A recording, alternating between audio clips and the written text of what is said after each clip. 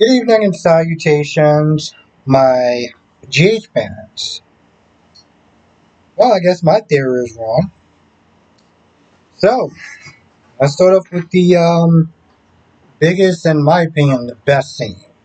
Um, and that was Willow Smith confronting Drew about him smashing with Nina. And it's like, here's the thing. You can tell exactly what kind of person that she was about to sit there and marry.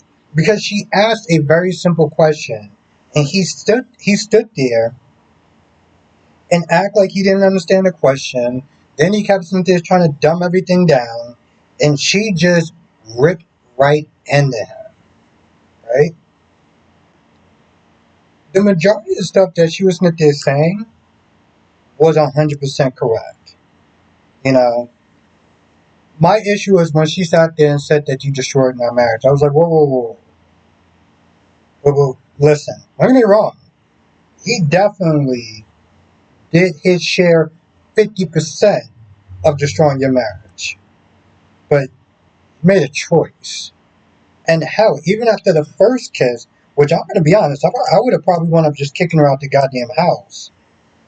Michael was like, listen, we can work this out.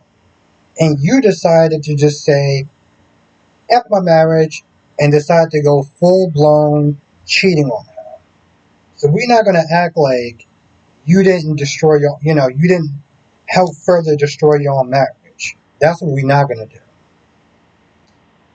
Um, when she sat there and said that you never really cared about my kids, you never really cared about trying to get my kids back, you just wanted me. And I'm like, I'm glad that she finally saw the light. She was not there saying, like, she was really feeling like a jackass. She was like, everyone warned me about you. And then it clicked. The Wiley thing, you know? She was like, he was right. He was right. What you said, like in front of Wiley and everything like that, like he was right. And you know what he said? It was strategy. That's what he said, to sit there and hurt a little boy. Oh, it was strategy. I sat there, I was like, bro,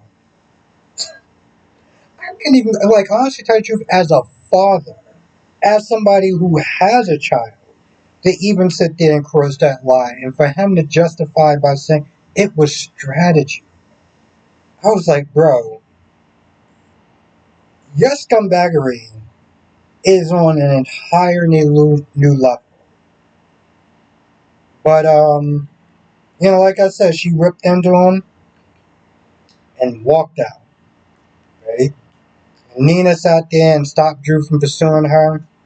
And she was on her high horse and everything, and they were both going back and forth. And I'm like, I mean, Drew had some points. Like, listen, you could have. If I was such this terrible, god awful person, you could have stopped this months ago. You chose not to say something. You chose not to say anything. And that's the truth of the matter. You are a coward. And because of that, you also was involved in hurting your daughter. I'm not going to sit there and say it's fully her fault, but like, you are also responsible. So when she gets upset, she starts talking in a certain tone, like this threatening, this threatening tone. It's just like, nah, boo. You're not, you're not exactly innocent in the whole thing either. And then she's sitting there talking to like Liesel and um, Liz talking about, oh, she needs her mother. No, she needs therapy and Jesus. That's what she needs. Like, the last person she needs is you. Um, but she goes to Carly's place, bangs on the door, and is like, I want to see my kids. Carly just has that look like, and here's the thing. I give Carly her props.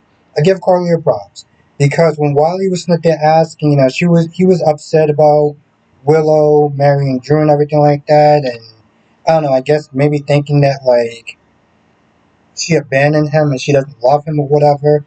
And honestly, to tell you, Carly could have sat there and badmouth Willow, but she chose the higher road. She chose, you know what I'm saying? Like she chose, you know what I'm saying? Like she chose not to do that. So I give her a props for that because Willow has given her plenty of ammunition to sit there and use. She didn't go there. Now now Carly was with Drew, and they were talking about the whole Willow situation afterwards. And then Jason was there talking about Britt, and how he swore that that looked exactly like Britt. Up until a point where he was like, let me sit there and ask Liesel, what happened to the body. Now in the episode, we do wind up seeing Britt, and she's with the courier, um, giving some sort of package or something to her. But yeah, we see Jason talk to Liesel, who's just drinking at the bar, pretty much celebrating about Britt and her body.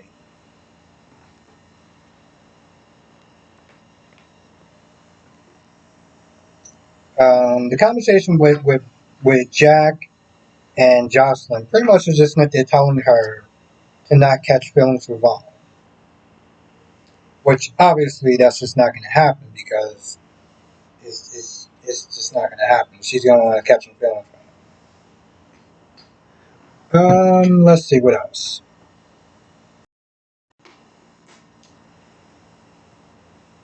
Oh, and then Christina practically told Michael everything because he wanted to know why was I running interference with you. And so, she winds up telling him everything about the cutting the brake lines, to the blackmailing with Alexis and the trust fund and everything like that. And there's a point where she's like, I'm taking full responsibility for it. And I was like, no, you're not, because if you were, you would already turned yourself into the cops instead of this daffy ass plan that you think that's gonna work. And let's just be honest, even if you turn Rick and Ava um, on each other, just because they're not sitting there smashing, don't mean that they're not going to sit there and want that money. So you saying that you're taking responsibility, you're not. You're just sitting there furthering um, probably a longer sentence for you and your mother. The more and the longer that she takes out money towards Ace and the Castle and Trust Fund. But she does also sit there and say that she doesn't feel that Cody is good for Molly. And usually in those type of situations, I'm kind of just like, you need to mind your own goddamn business and let your sister sit there and make the decision for herself. But given that Cody is not there taking money to seduce Ava to sit there and hurt her, part of me is like, well, she's not entirely wrong. Yeah. I'm not sitting there saying that Cody's evil or anything like that, but people don't sit there and do that. So, just saying. And speaking of Molly and Cody, Molly starts acting cold and like flipping out kind of on Cody. And they're going back and forth, and at some point, she gets ready to get up and leave since she feels that Cody's not leaving. And she drops her trashy, raunchy, um, I guess cowboy erotic fiction or something like that. But then she says that I don't know if she said like she's a writer or her family's a writer or something like that, and that's what they do, whatever. So she was like, yeah, it's just for you know research purposes. Listen, I coined the phrase research. Okay, and for people that know research, well, I'm just gonna leave that alone. But the point is that she's seemed kind of flustered and a little embarrassed or whatever. She winds up leaving. Marty and Lucy was in it, but they didn't really do much. And like during the wedding, when Willow started confronting Drew, Alexis got Scout out of Dodge and was just like, yeah, we got to get up out of here. Um,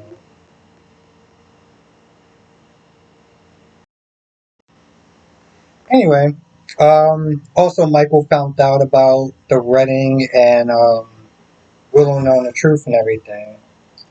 But yeah, I feel like that's pretty much about it. That is the general gist of the episode. If I miss anything, write in the comment section below. I will be sitting there doing a live stream tonight, 8 p.m. Eastern, 5 p.m. Pacific. We'll sit there and talk about all 5 of the soaps. You know what they are. So far, they've been good. Except for Days. Days wasn't great. It wasn't terrible. It was just it just seemed like it was Monday. I guess that's the best way to sit there and describe it. But I didn't see B&B and Beyond the Gates yet, so we'll see. But we will be sitting there talking about those shows as well. So with that being said, I'm going to go. I'll see you in the next video and live stream.